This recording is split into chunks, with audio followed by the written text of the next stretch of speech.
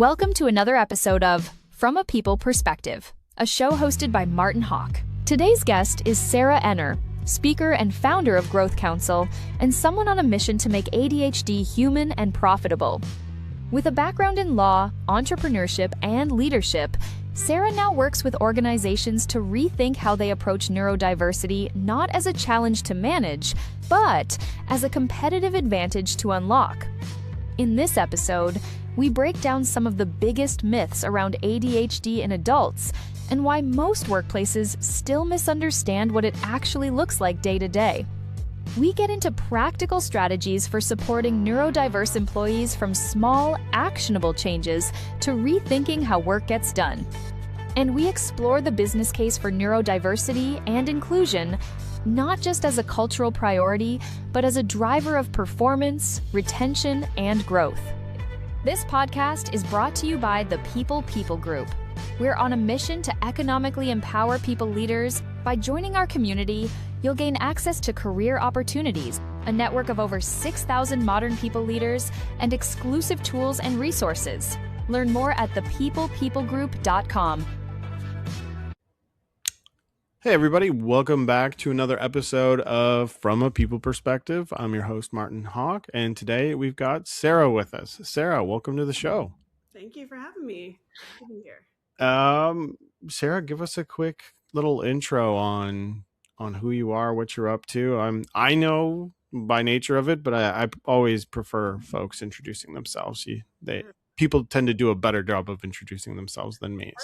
I love listening to others introduce me because it's always so complimentary. But yeah, I'm a speaker and I make ADHD human and profitable for organizations and law firms who are looking to help the people that are already in their midst, the ADHDers already in their midst, thrive and do their best work. And as a result of that, also the company will make the most money. So I go in and I talk about what it's like to have ADHD in the workplace, what it really means to have ADHD as opposed to the stigma and stereotype that we've all grown up alongside, including myself, and then explain some simple tips and tricks that people can use right away without any power or money or permission. They can just dive right in and start being supportive to their colleagues.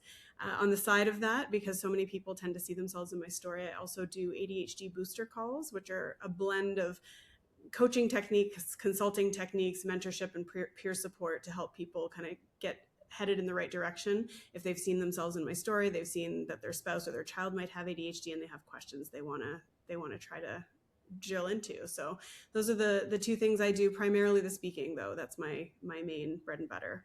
Cool. Awesome. No, and very excited to do this episode for a myriad of reasons. I myself have ADHD.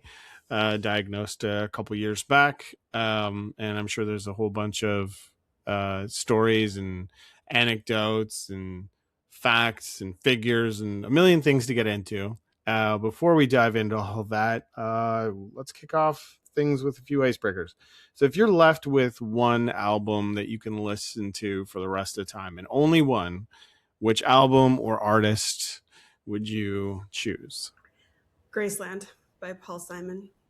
Because I know all the words and I would have no problem singing along, and it never gets old to act out the stories. So is that Simon and Garfunkel or different? It's the same Paul Simon, but okay. He is on his own album.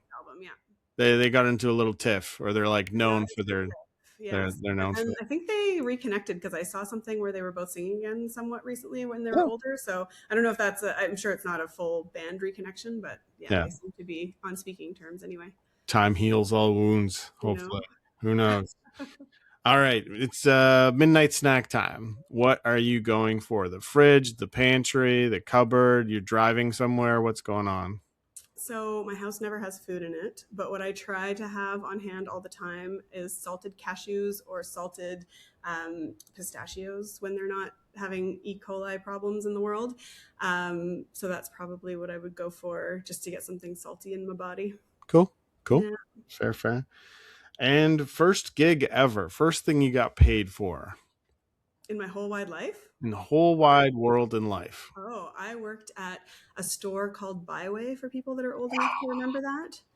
Yes. And it's actually kind of a funny story how I ended up there. My dad took away my allowance and said, you should get a job and you can't have your allowance until you find one.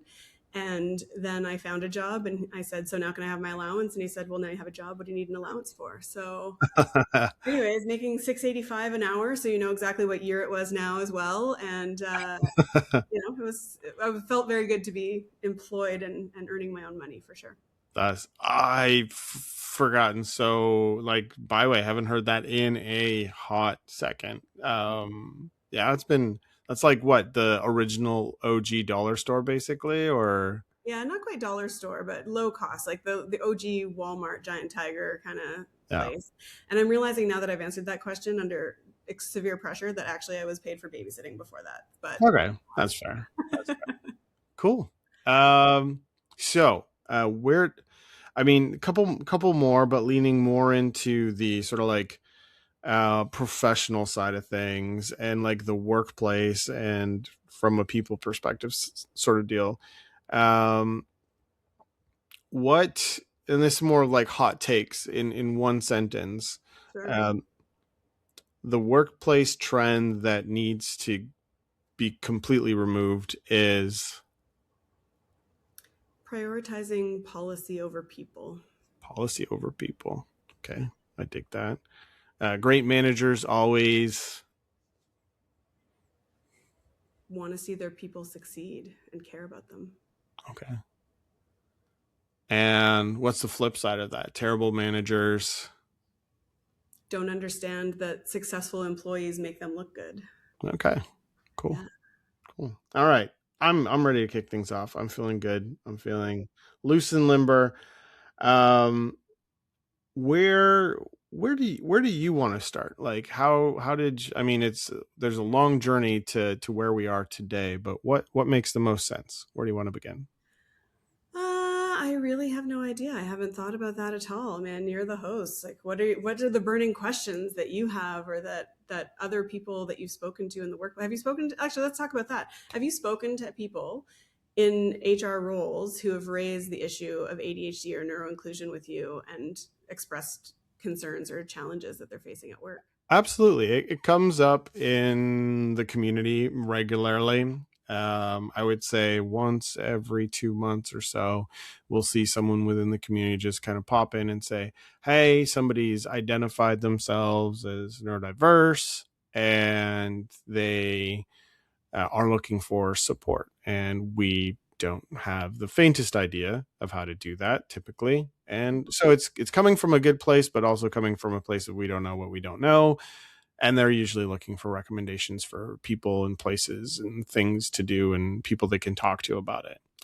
So that it is a thing. I wouldn't say it's like crazy common. It feels like it's becoming more and more common for a number of reasons. But yeah, that's kind of how it surfaces within the people group.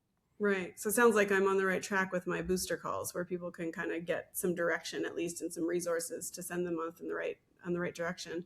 One of the things that I find is that although there are sometimes people that will come up and disclose, it's really tough to expect people to do that, right? Because I was laughing when I started to realize what all the symptoms of ADHD were as I was learning in my own journey.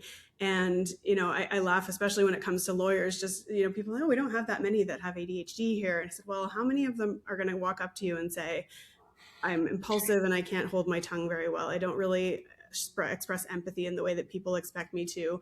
My organization, my memory, my time management, they're all kind of challenged from time to time or always, depending on the thing for that individual person. So are we going to enumerate every single thing that in theory the world thinks makes you good at a job in an organization and tell a manager that I struggle with all of those things? So, I think there's probably also a lot more people that don't even ask for the help. I was talking to another group recently and I said, because I mentioned about people over policy. And the reality is, if the policy is too challenging, if it's too much reading, if it's too much hunting, if it's too much paperwork, if it's too many appointments with doctors and documentation, I'm just not going to take advantage of it. I'm lucky that I can get by without maybe some support if I'm in a fast-paced enough environment. But I think, there's so many people who, if it was easy to just find these simple solutions and start with little things, the biggest thing being self-compassion for myself and for how I operate, rather than thinking I'm doing it wrong because this is what the world tells me is the right way to do it. That's what I hear as well. I mean, companies are not really talking about it out loud very much yet. They're starting to, but it's a slow road in that respect. So maybe this is a hot take, but I would love your perspective on this. It comes out every once in a while. We have an anonymous question option in the community. So every day we've got an anonymous question that's getting posted. And every once in a while, we'll have somebody say, like, do I disclose? Whether it's just anything to do with, do I disclose this to my employer? And I think anyone who answers that is obviously typically going to be answering from their own perspective, right? This is my lived experience. So mine is comes from some places of privilege, first off. And then on top of that, it comes from a place of, where I am in my life at that time. And I've had the ability to disclose to employers in the past. And when I did, I don't know that I loved the outcome, but that's specific to that employer, that manager, and that moment in time.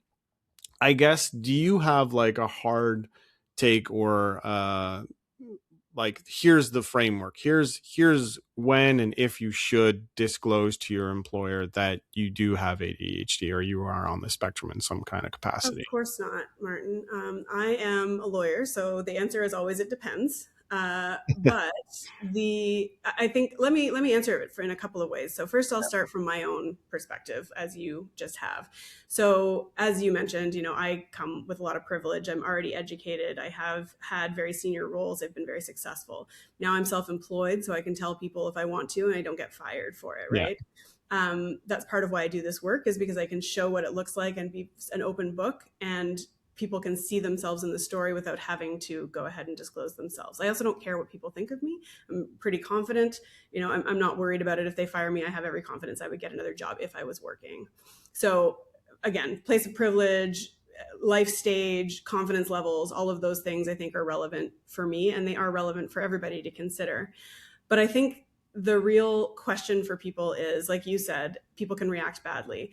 An example for me, actually, that's not really about employment, but I've been hiring, for example, assistants, trying to get a virtual assistant to give me a hand. And I've experienced that when I mention that I have ADHD, the focus goes on to the ADHD. And it's like, okay, well, I have a friend or family member with ADHD, so I get it. And, these are all the things that I need to do for ADHD. But the reality is, what I need for support is different than the next person with ADHD, because some of the symptoms are raging and some of them are not, and that changes day to day, and I'm slowly getting to know what I need for support. So my recommendation for people thinking about disclosing is, first of all, to try to gauge what safety there is in the organization if you want to disclose. Sometimes it'll be disclosed to a particular person that it's relevant to. It might just be a colleague, it might be a manager, if you feel comfortable that they will respond well and respect that. But I think there's never really it's hard to know, right? Like you said, you might think someone is amazing and they're going to be so supportive and responsive to your needs, and then they're not. So what I actually recommend is, rather than leading with the disability, leading with the condition that you have, lead with the outcome that you're hoping to achieve, right? So I like that. Yeah. So I have a million examples that I give in my talks. One might be, hey, Martin, I know that you want to meet with me weekly for a touch point. I'm at my best in the afternoons. Could we not schedule them for 8:00 in the morning on a Monday? So I can be fully present. The outcome being, I want to be there in the meeting and focused and understanding what you're saying, and not still groggy from not having had my morning coffee kick in yet, or whatever it is. I need to work from home so that I can actually just have some silence and some uninterrupted time so I can stay focused on my work for this specific project. Is it all right if I do that for 3 days next week just to get through this particular thing? So you're asking for little minor accommodations that in a lot of places wouldn't be an accommodation, right? Like when I was a senior lawyer inside a bank, if I disappeared for an afternoon to go to doctor's appointments, or I decided I was working from home, it wasn't really an issue. I just had to tell someone where I'd be and how they could contact me. And so we get really bunged up sometimes by the formal words of like, okay, here's the diagnosis and here's the formal accommodation that we need. But when they're so simple, like these things I'm describing, working at a different time, working from a different location, putting on noise canceling headphones so I'm not disturbed by the noise around me in an open plan office. No, I'm not trying to keep my everybody from speaking to me and seeming antisocial. I just need to not be distracted by the noise. And so I didn't need to tell you I had ADHD for any of these things. Right? And so the cool part about it is these tools actually work for anybody in any workplace with any difference. You know, I don't, if you said to me, hey, Sarah, we've been trying to close this deal for months, and so is a problem, and we need to send an email and just tell them that they've got to do better and smack them down and tell them aggressively that they've got to get this thing done. I might respond with, you know, I don't really feel comfortable being that aggressive with these people. Do you mind if I say it in my way, in a more collaborative way, but I'll copy you on the email as my manager. And if you think that something more aggressive needs to be said, maybe you can step in and do that so I feel comfortable. I didn't need to tell you potentially that, I don't know, I had childhood trauma and aggressive or argumentative behavior really, really gives me anxiety. I just had to say the outcome is that we want this thing to get done. Here's how I'm capable of doing it. Here's how you can support me if you want to see it done a different way. So I think there's so many ways to follow those kinds of formulas to get the result, rather than worrying about saying, I have ADHD, I need formal accommodations, you know, but it takes some self-reflection too. You've got to make the list and you've got to explore with yourself what helps and turn it into a bit of an experiment, because you're going to try something. It might not work with a given person. You got to try something new. One thing that, and I don't know where this is going to necessarily lead, but I have a couple of threads I want to tug on. I find that the quickest path to empathy is experience, right? You know, like for you to be empathetic, for anyone to be empathetic, going all of a sudden, when you go through the thing that somebody else has gone through, all of a sudden you're like, oh, this is how hard that thing is. And really, there's no real way to do that with a lot of disabilities. And because, you know, ADHD is largely invisible, there's this, you know, the expression of like, you accommodate somebody who broke their leg by opening the door for them and being kind and compassionate. And maybe they're not walking as fast to the meetings or anything like that, but you're like, oh yeah, Bill broke his leg, so he's on crutches and it's going to take him a longer time. But that doesn't really happen for anyone really when it comes to something like a condition that is invisible. And one of the things that kind of is interesting is like, how do you quickly get everybody to experience something in such a way that makes the invisible visible, in a way that doesn't necessarily have to like create this, you know, create stigma around it in the first place. And I did a talk maybe, I don't know, 3-4 years ago, just around my life story. And I opened it up with this example of like, who here, you know, close your eyes, imagine an apple, right?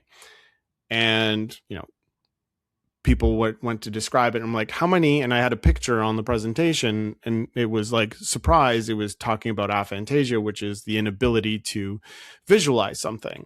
And like, everybody's like, for me, when I learned that like, oh, like 80 to 90% of the world can like actually tangibly visualize something with their brains, and then like less than 5% can't, like that was shocking to everybody in the room. They're like, oh my God, our brains work differently. This is so shocking, right? And it felt like a really level setting way. It's like, is there any way to do that from your perspective and all your experience and expertise, to sort of do that in the workplace for a person that isn't like, gives people a safe space to realize, oh, this person thinks differently or operates differently?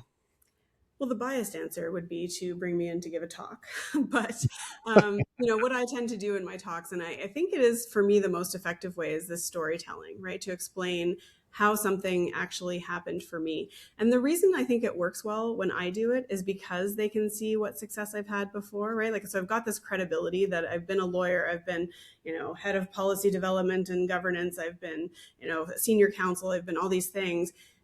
And yet, if I tell the story about how my day goes in terms of putting the dishwasher on in the morning, if I've forgotten it the night before, and the walking back and forth and being like, yeah, don't forget the dishwasher, reminding myself, don't forget the dishwasher all day. I want to wait till this coffee cup is done and then I want to put it in the dishwasher. And then you turn your back on it in the afternoon when you really get hyper-focused into your work day and turn around at dinner time and the dishwasher hasn't been put on and you have to now order out and get Uber Eats and stuff like that, right? Like that's just a personal example, but there's all these examples at work too of how lateness plays out, how my empathy being different from others plays out, and just sharing what that would look like. And what I find people can, it's not them experiencing it themselves necessarily, but they can relate to a time that someone did exactly what I described to them, right? Like they said, I asked them how they were. They said, oh, I'm not doing so great. My dad just died. And I'm like, oh my God, I have a dad and he was sick once. And like, I'm trying to find commonality and showing you how we have something in common here.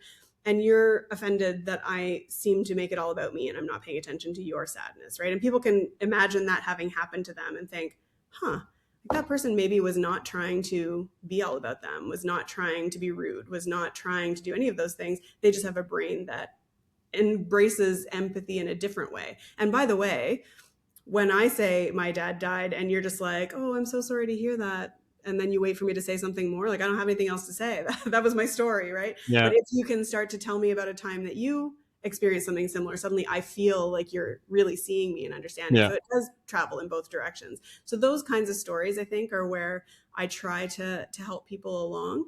But yeah, speaking of threads that we tug and don't know where they're going, I think I only just discovered that I can't visualize things. I heard of this condition. I've always thought I can because I've talked about visualizing in the sporting arena, for example, and how that has helped me in the past. But I've realized I'm not actually seeing a physical thing. Like I must be experiencing it, or I'm thinking about it, or I'm have an internal monologue that's describing it to myself that makes me still have an effective relationship with visualization, but I'm not physically seeing anything. I don't see the apple. I see blackness and like things kind of floating in front of my eyes. Sometimes it's like clouds and they sort of form into something that might look like something, but there's never a 3D color rendering of anything in my mind. So that's like, I've discovered that in the last couple of weeks, I would say. Which is, I mean, I've been, when I found out about it a couple years ago, it's when folks have ADHD, typically they're more likely to have some form. Their place on the aphantasia spectrum is far closer to like pitch black. You don't see anything. I bring that up because that I had an aha moment where it's like, oh, this is the way to get people to understand that, like, apart from like having to go through something with someone, like, oh, I'm sorry, that's just how, like, this is how I process things, or this is how I think. It's just kind of like a safe, level setting kind of conversation and be like, oh, did you know this? And it's frankly like fascinating too. Like the entire world and everything we operate on kind of is like, how many times have you been in a circumstance where, like, visualize yourself, you know, shooting the ball into the net, or on a beach, visualize yourself on a calm, relaxing beach. Like, what people were actually like going to that place, and I was just, the TV wasn't on, like, wild, right? I guess from all the, what's like top of mind for you in terms of like, if I could just get people to understand this one thing about ADHD, what would that be? It is not a choice, and it is not laziness. Like that is the biggest thing. It's actually a brain difference. Like the science is there, right? Now the science is not there enough for even doctors really to fully explain how and why ADHD exists, and exactly how it's functioning in the brain. And otherwise we'd be able to fix it. Not that I think that ADHDers need fixing, but you know, it's a difference in the way that we think that's actually really valuable in a lot of ways too, right? So I never have one thing. You can ask me till the cows come home, give me one thing. I don't have one. I have a million. So, you know, if I think differently, and, you know, I don't know if you've read, I think it's Seth Godin who talks about, probably a book, I don't think he wrote it, but this book that sort of talks about how ADHDers are great as hunters, because their attention is everywhere all at once, and Mm. they're really attuned to the environment around them. They hear every creak and movement in the bush and wind, and they smell things and they feel things. And so they're great hunters. And other people who don't have ADHD and maybe don't have that attention to detail or that breadth of attention that they're able to have just shooting out into the world all the time, might be better to do something in the camp in the olden times, Yeah. right? Like maybe they're the people who are going to be cooking or taking care of children or building things because they don't need to have that awareness in the way that ADHDers have. So there's so many different strengths that come along with having a different brain that functions differently. And I remember being in my corporate world and having people talk about the differences in the ways people think. I think it was human dynamics. There's two different ones, but I think it's human dynamics. And they go through, the 4 different primary types of ways that people think. And I went through this course and they said at the end, the deal was find the group that you fit with and you're going to do a group project. Right. So I went to all the tables, and by the time I got to the 3rd of 4, I was like, well, it's definitely not the 4th one for sure. And I don't feel like I fit here either. And the woman said, well, actually, there's technically 9 types. 4 of them are what we talk about because they're the most common. 4 of them are described in the book. The 9th one is like literally named, and that's it. And they don't really go into it in the book. That's what you are. I'm like, oh, perfect. So this was before I was diagnosed. So like you, I was only diagnosed 3 years ago. So this has been a huge journey. This was something I was doing when I was receiving executive coaching and things at the bank because they saw what I was doing and were really impressed with the work I was doing, but weren't so thrilled with the EQ in the workplace and how I was bringing others along with me on the journey because of this personality type is what they all thought it was. Turns out these are all parts of my brain. But it also means the reason they loved the work I did was because I saw the big picture. I saw the little details. I understood how the regulators fit with our product launches, fit with our operations people and our HR people and our tax people. And I could piece all that together, right? So they got great work product, but it came at the expense of me not being aware of my own personality and skills when it came to that emotional piece. So when I went to this course, and I was actually fascinated. I went back to my boss after and I said, did you know, like you said with the aphantasia, like people think totally, the people sitting across the room from me that don't say anything in a meeting, like it's not that they don't have anything to say.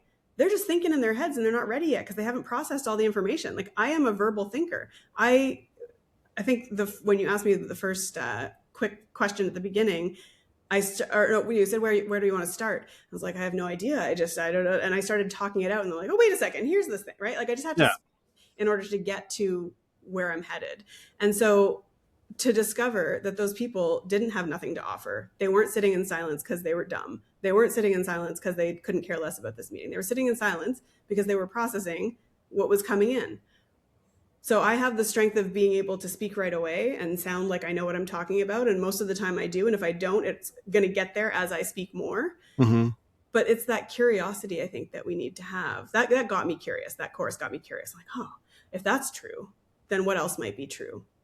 And so it's the core of what I teach in my work is like, we've got to start getting curious about people rather than going straight to judgment, the whole Ted Lasso curiosity, not judgment situation. Yeah.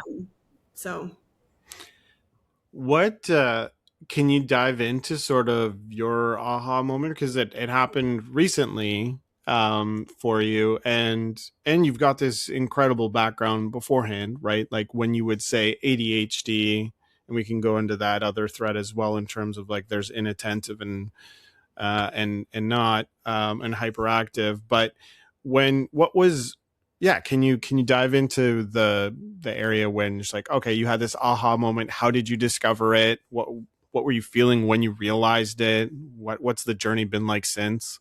Sure.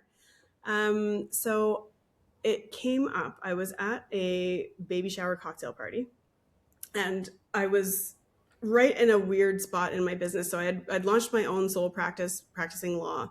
And I was in the midst of thinking about how I was going to reformat what I was doing because I wasn't in love with it anymore. I loved actually lawyering in-house when everything was on fire and everything was an emergency. But now I'm servicing smaller businesses. They don't value legal in the same ways.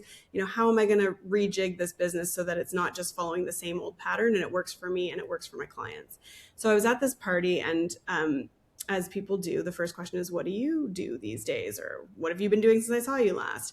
And I was talking to the third person where I was describing this evolution of my business, and I was going to do this and this and this, but then I realized that I'm still going to be doing the work that I don't love. Then I changed it to this, and then I realized I was going to have to do a whole bunch of like administrative stuff that was going to be scary and difficult. So now I'm taking this approach. And the third person I said this to just kind of stopped me on the third one and said, do you think you have ADHD? Because I'm seeing, I said, like, why? I was curious why she would even say that, because it had never occurred to me. I was shocked.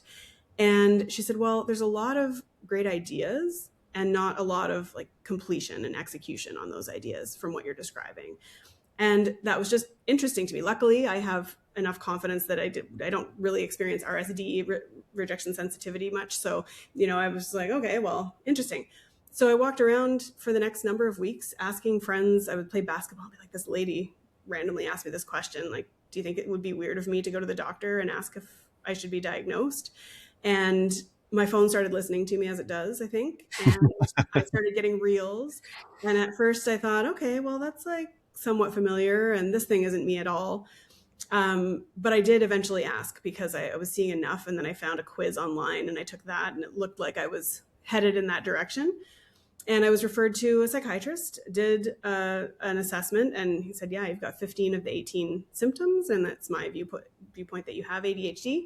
And he offered me medication to try to see, like, you can do it as a trial, right? It's stimulant medication. You can try it once and stop it, and it doesn't really affect you much.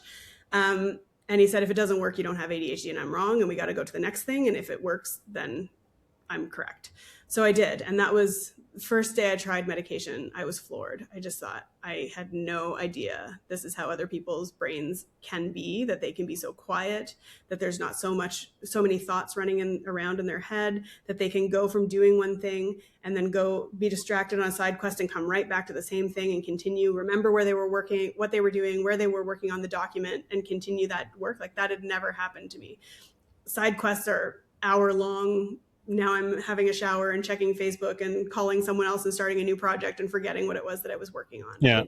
So the journey has been strange, because you look at reels, you talk to other people, and you very quickly realize that they're not lying about their experience, but we experience it so differently. So the aphantasia one is a good example, but others were like, you'd watch a reel where someone's coming down the stairs and you hear all these voices like, don't forget to put that banana in the garbage. Where are my keys? I have to be at this place by this time. And don't forget to pick up the kids. And I'm like, I don't experience it that way. Yeah. But then as I moved through the journey, I realized, but I do experience that exact symptom. I just don't hear it as voices, right? Yeah. Yeah. The thoughts are there for sure, but it doesn't sound like people speaking to me. And so I got very distracted by that literal example. And so I just feel so grateful, having pivoted to this work, to just be able to be among people, share my story, hear from other people, learn how different it is for everybody else, learn as I go about things that, maybe still are rooted in stigma a bit. Like, I had a conversation on a different podcast recently about the term superpower, Mm-hmm. and how I used that once and learned very quickly in the chat that everybody at this conference was like, oh my God, you don't know how this ADHD impacts me. I think it really minimizes the fact that I am disabled by this every single day. I cannot get these things done. I'm losing jobs. I'm, all of these things. I haven't experienced it that way to the same extent. So yeah, I get to learn every day alongside these people and share my story. So hopefully they learn as well. And it's been such a journey, and it still is one. Like, I don't know how one ever gets to the point where, like, okay, this is exactly my neurotype and how it works, because yeah. And no, it's, I appreciate you sharing that. And when I got to a place where I was comfortable enough to share with folks, it was as a result of like having other people share as well. And so it's just sort of this like, okay, maybe I should think about it for myself so that other people can think about it themselves. Because when you do know, there's an interesting dynamic between not knowing and then everything's a mystery. And, for myself, largely felt like a failure, largely felt like I was always letting people down in these critical moments. I did great at my jobs in the past, but there was just things that I did not do well at. And that sucked, right? It sucks to let people down in some capacity. And then when you get diagnosed and then you round it out and you're like, you look back on it and, 2020 vision in hindsight, it's like, oh, here's all these moments. And the easy thing I think to do is just put a label on and be like, okay, anytime I've let someone down, it's as a result of like ADHD. And it's, there's to a degree, there's some relief, at least for myself, to be like, okay, like there's other things at play as to like why some of those things happen. Right. But then there's on the contrary, there's this level of like, well, I also just don't want to label anytime I make a mistake. I don't want to be like, well, that's ADHD's fault and it's not mine. It's just the way my brain works. And like, I'm very conscious of like trying not to use language around it. And if anything, like to your point, constantly learning how to like make tweaks to how I operate, as how I function as a human being on a day-to-day basis, to like, I mean, part of it is to like conform to the way the world works, because that's the reality of like, at the end of the day, there's certain things like not every job's going to let you come in at 11 o'clock because you're not functioning at your best. You kind of have to start at 9 a.m. How do you change what you do at 9 a.m. as opposed to, saying like, listen, I can't work till 11. Well, good luck finding a job that's going to be like, you start at 11. Yeah. So I guess what I'm trying to say is like, I don't know. I'd love to hear your thoughts on that train of thought. Yeah, so part of why I'm doing the work I'm doing is because what I would really like is for organizations to start to look differently at people's needs, right? So yes, right now it's not, I came in at 11 o'clock just because I could. No one was on me every time I turned up late. But I was very senior. I made a lot of money. I had already demonstrated my success in my role. But what I try, so, and I have debated this a little bit myself, because I think back, because there is this relief. Okay, now I understand why the things I used to describe myself as just like, I'm just unmotivated and I'm undisciplined. And, I just can't be on time for anything. I don't know why, like I'm just always late. And I didn't really understand it, but I just thought I was failing in those ways. I never felt a failure in work or school. I just felt like the things people were expecting of me. Like you said, I don't know why everybody says that I don't leave space for other people and I don't have empathy in the way that people expect. Like I'm a lovely person. I would want to be my friend if I were you. I don't understand what you're saying. I can't relate to this. And you're not telling me in an actionable way what I need to change either. But now I also think about like, what would I have felt if I knew this as a child, right? Would I have, when I wasn't developed enough to, as an adult now, understand that I'd still have to take accountability for my actions, would I have sort of laid down and not have been as successful and not become a lawyer and not been an international athlete or any of those things because I felt this label was an excuse for that behavior? I still feel like if I had my own parents, I wouldn't have, because they've really empowered me to drive and strive for things. So, and I naturally tend towards that anyway. But what I look at when I think about changing, so first of all, another reason I'm so grateful to have this diagnosis is it's made me understand the ways that I've been, but also that means now I can be different in certain circumstances. Examples like the empathy with my dad died. Oh, I have a dad. Well, when someone's face drops when I say I have a dad too, I can realize, oh, you're not one of me. You're not an ADHD, or you don't show empathy this way. I know what you expect. It's for me to say, oh, are you okay? Tell me more, and to listen. So I can adjust a little bit that way. Yeah. But I also think about like the changes that I want to make. I want to make them because they affect me. And of course, like if it's something like it's offending someone, that's a different thing. Of course, I don't want to be rude to other people. But if someone is saying, I don't know, like if the issue is I'm not being as productive in a day, or I'm not getting much done before 11 o'clock in the morning when I'm at the office, is that affecting me? And if so, how? And what's the outcome that I actually want to have? And when I can look at that and say, okay, it's really important that I get these particular tasks done in the morning. How can I force myself to do that? And I can come up with some tools, right? But there is not going to be a time, I've decided this, there's not going to be a time where I agree with the people who think that the rudest thing you could possibly do, the personal affront to me and your utter disrespect for me, is to be late for anything. Like, you guys have been brainwashed. That, like, it literally has nothing to do with you. I'm not late because I hate you. I'm not late because I think your time's worth less than mine. I'm late because I cannot be on time almost ever. I forget that to go to my physio appointment, that I have to be driving for 25 minutes, but I also have to put my shoes on, brush my teeth, go down in the elevator to the -4 floor in the parking garage, drive out of 4 levels, go on traffic, and then traffic changes because, oh, now it's closer to rush hour, and then I'm late. Like, that's how travel works for me. That is how being places works for me. If I were joining this call, like, I'm surprised I was actually on before you today, but ADHD could explain it. Who knows? But like, I might be sitting here thinking, okay, I got to remember to get on with Martin. I got to remember to get on with Martin. And all of a sudden an email comes in and I look at it and then I'm responding to the email that I thought would take 1 minute and it took 10. And now I'm 10 minutes late for my call that I was just supposed to jump on. And I just lost track of it. Like, I can't help it. Yeah. I do put tools and things in place, but I will not agree with you that just because society tells us being on time is such a critical thing to our lives, that it is. Because objectively, it's not important. If it was important, every time at work someone told me that this project had to be done by this date or we were all going to die in a fiery death, and then just postponed it and pushed it out and pushed it out and then canceled the project at the end of the day, like, that would have never happened if it was true that the timing mattered as much as they said, right?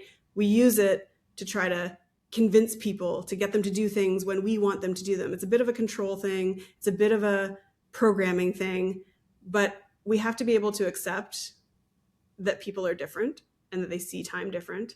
Like, just go to the Caribbean. You know, I'm from Trinidad. My mom's from Trinidad. That's my background. Go anywhere in the Caribbean and someone tells you they're picking you up at 10. Yeah, right. Yep. And I went for a field hockey tournament in Barbados. The game's supposed to start at X time. The guy's not here. I'm sitting here worried, like, oh my God, we're not going to be on time. We're not going to have time to warm up. Literally, the tournament started late because they're just like, oh, people aren't here yet. We'll just do it, 20 minutes later. It's not as big a deal as people make it out to be. And when you can recognize that it's not a choice, it makes it a lot easier to not be offended. We choose whether we're offended by things, right? We choose if we find it offensive that someone was late. We choose if we find it offensive that someone talked about their own experience. And if you can look at objectively, is this important? Does it affect me? Either on the receiving end or the end of the person doing the wrong thing, I think we get a lot further along. It's interesting. No, I'm not looked at. I mean, admittedly, I've bought into the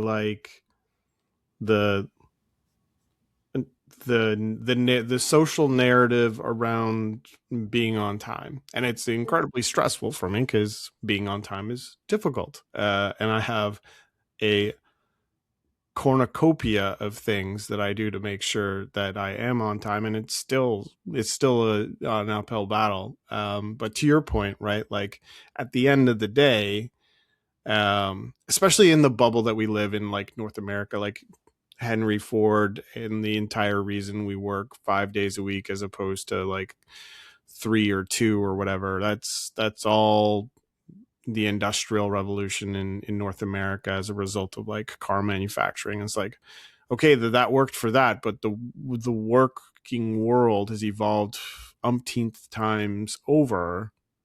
We can work differently, and it really took a pandemic for us to realize, we could all work from home. And we can get work done at 6 p.m. to 8 p.m. for some people, from 9 p.m. to 1 a.m. for others. And at the end of the day, as long as the work gets done within a larger time frame, then you're in good shape. It's what about just like, to your point, the pandemic taught us a lot. It taught me that the government can get money into my bank account within like 3 working days. Like, why does it take so long to get my tax return? You know what I mean? Like, it taught me that I could work from home. It taught me that, video calls can be just as effective as live calls. I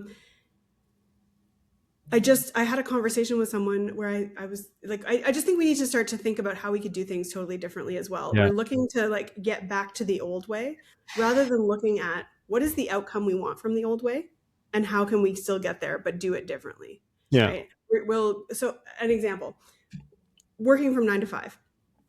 What does that mean? It means It doesn't align with a school day for people who have kids. So there's Mhm. challenges for those people.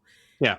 Having to be in person means that people with disabilities or who are overstimulated on transit are stuck trying to make their way into the office when they could actually be really a lot more effective if they were at home. It means that we have rush hours, right? Like, imagine if we let people come in at staggered times throughout the day. What if we had a steady stream of transit and cars and things on the road, and we had shift work for more people to have jobs working in, say, transit, for example, if it was running all night and we had to have shifts? What if and then the people that work well in the night can take the night shifts, people that work well in the day can take the day shifts. Like, we've got all these things. Then we've got people FaceTime or in the office. I'm not working my best in the mornings. Joe's not working his best in the afternoon because he's just thinking about how he has to go pick his kid up from soccer. Like, all of this stuff is happening. But we're saying, but that's the way it's always been. Yeah. Yeah. What if we could say that doesn't have to be the way it's always been? Yeah. What if we could say, even when it comes to our internal teams, and I use the lawyer example because it's a very, very heightened example of how everybody is expected to be able to do all the things equally as well. I'm supposed to know how to research, to write, to persuade, to argue on my feet, to bill clients, to do administrative work, to track my time. Like, all of those things are things I'm supposed to do. And yet, even if we weren't talking about ADHD, we're talking about introverts and extroverts. Like, someone wants to be on a stage presenting to a board, and another person wants to be in their office quietly researching.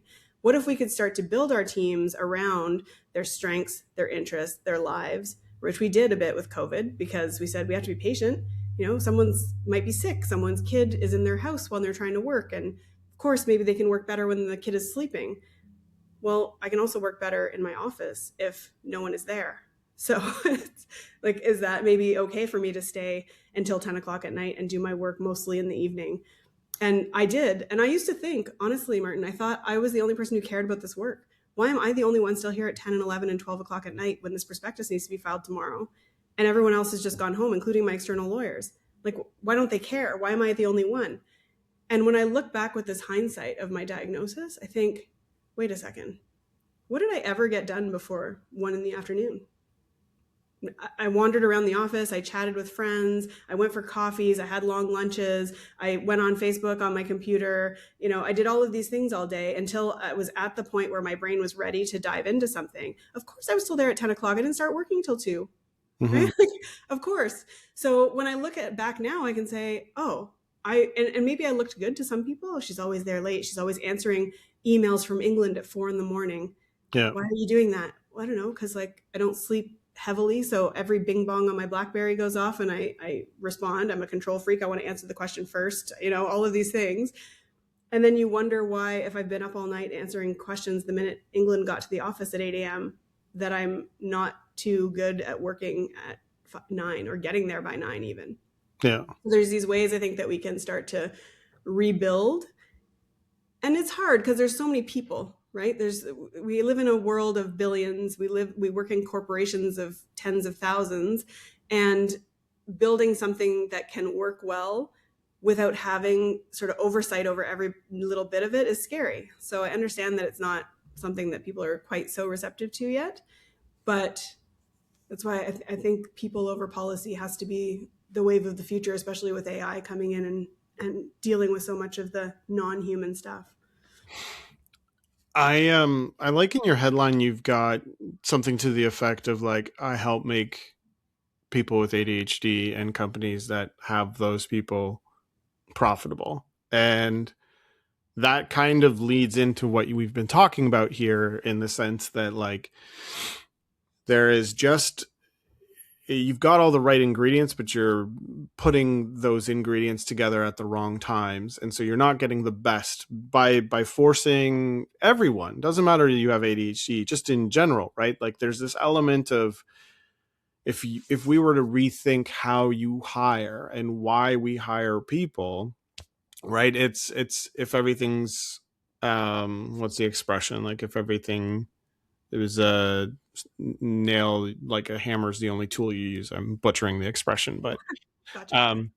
The thought is really, it kind of going back to there are some companies that use personality types to help determine, right? They're oh, and I would say 99% of the time when companies use the personality test, it's because they feel as though they have identified a personality that works well for their organization and their culture. And frankly, I don't think that a ton of companies have very different, like, tell me a company that's not interested in high performance, just in general. Like, every company wants people to perform well, and every company wants to say that the culture at their organization is fantastic.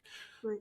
That being said, you're going to need a lot of different people, and from a diversity perspective of thought, diversity of culture, everything, especially if you've got a global organization, you're serving multiple countries and doing an international business, you need all of those differences.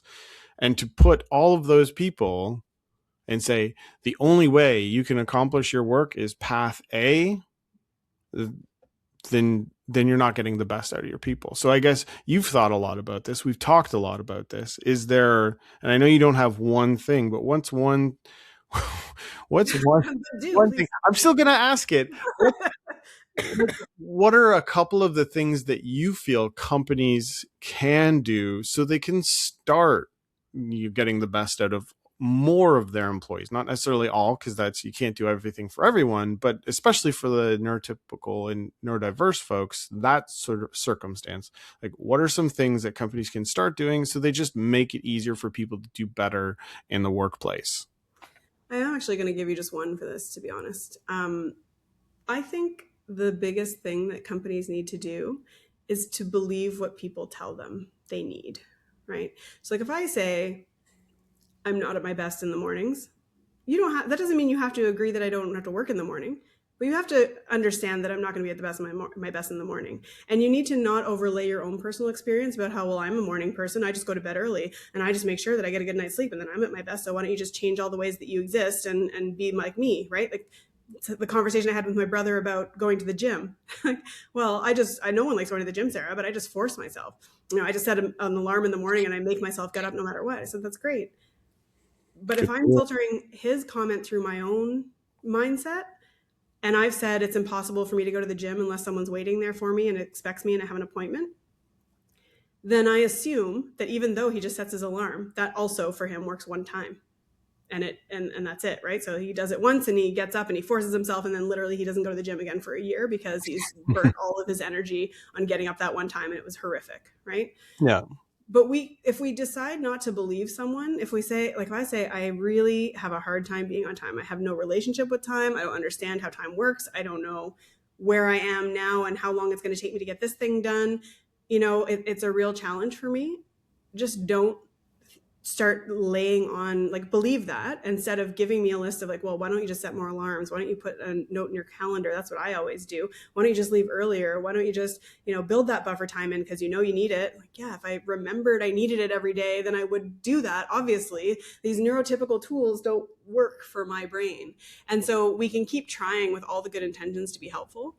But if we don't choose to believe what someone is telling us about the challenges that they're having and what they actually need, because this is where your point about, like, we can't just abdicate responsibility.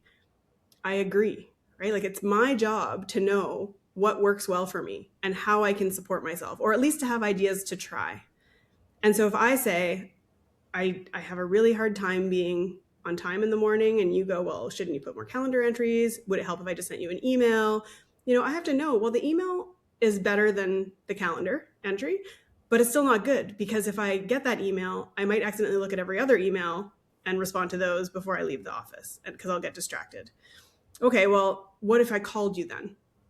Yeah, well, you could call me, and that might also work. And then as long as I hang up and I go right away, but what if I forget to go right away? What if I just turn to pick up my keys and see that I was going to put this thing in the drawer, and then I put it in the drawer, and then I see something else, and the spiral goes, right? So I said, like, what I think would really be helpful is, I have an assistant, she's lovely. Maybe she can come into my office 10 minutes before a meeting is starting across the city, or like not the city, but the different buildings across Toronto, let's say. Maybe she can come into my office at 10 minutes too, and just don't leave the office door until I actually stand up and leave the office. Tell me, don't forget you have to leave. And then, like, just remind me by being present, and this looming presence is reminding me to leave. That would probably work, because I can't get distracted because I'm focused on the fact that there's someone standing in my office. some people might say, well, that's a waste of resources, and why would you do that? Well, is it a waste of resources? Like, can't we all use our assistants for different things?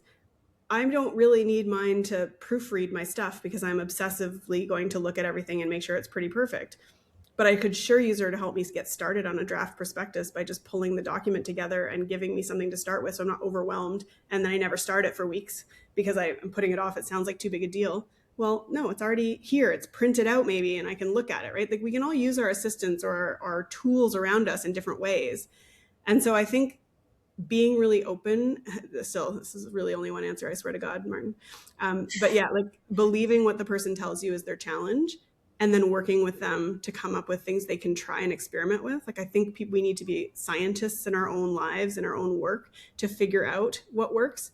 Yeah. And to actually make feedback actionable. That's the second part. You know, Yeah. if you tell someone, you know, your EQ, you got to work on your EQ, or you've got to work on your time management. Well, thanks, tips. Like, you think if I knew how to do that, I wouldn't have done it the first 27,000 times people told me my whole life I should work on my time management? Obviously, I know that. This is not a helpful piece of information. What can we do together to try something that might work? That no, I fully believe people when they say like, hey, I need support here. This is a thing I need support with. That's that part. I guess what's interesting, and it's probably the reason right now in the system that exists just in general, which is flawed and broken and archaic, and we both agree on that. It's I don't think employers see the onus on them to if so and so doesn't adapt to our workplace, then we just find a new person, right? And it was like, despite their best efforts and all the skill sets that they do bring to the table, at the end of the day, if this person doesn't learn how to use Google Suite as opposed to like Microsoft Office, and it takes them it takes them longer to like figure out, and they're like, I don't know that, I guess I see where you're coming from. I just don't know that I see the system changing in a way that would work that way, I guess. Like, I agree with you.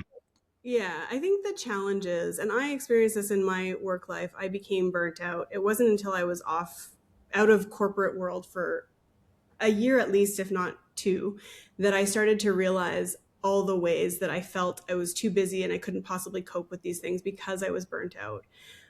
But once you have a little bit of time to like sit back and think about it, I think, first of all, I think we need to do that. I think leaders need to be doing that. They need to be building in time to actually consider what is the ramification. Because sure, I'll fire someone and I'll get a new person. Well, what's the stat?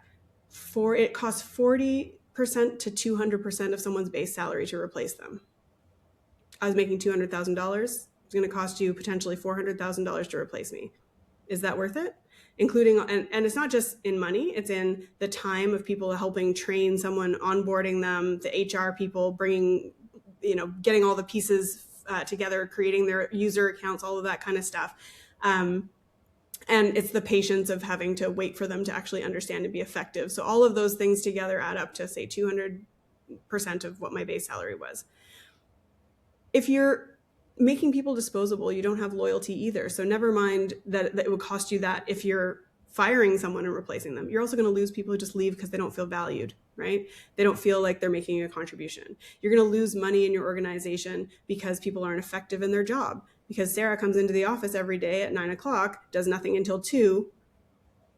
Like, how is that effective and how is that useful? And then maybe she's too tired by the time she gets to 10:00 and she's finishing up her work because she didn't get any sleep. She got 3 hours of sleep last night because she had to come in at 9, but she was answering England at 4 a.m., right? So there's that piece of it.